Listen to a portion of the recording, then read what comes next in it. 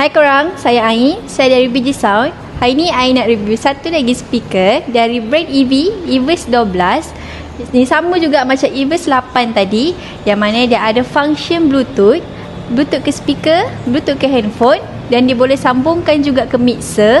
Kalau korang tak nak pakai mixer luar pun boleh, sebab dia ada apps control yang mana korang kena download. Nak download pakai handphone pun boleh, nak download pakai iPad pun boleh. Okey, jom kita tengok lagi dekat lagi. Okey, kalau korang tengok kat sini, inilah dia punya input, channel 1, channel 2. Yang ni dia punya output. Yang ni kalau korang nak connect ke Bluetooth handphone lah. Okey, ni dia punya master volume. Okey, speaker ni kalau dia tak ada terima apa-apa signal, dia akan mati sendiri tau.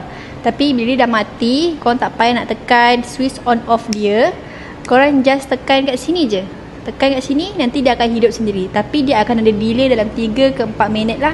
Okey, kalau korang berminat atau nak test bunyi ke atau apa ke, korang boleh datang ke Buy Walk In ke kedai kami, ataupun korang boleh buat pembelian ke Shopee kita orang. Bye.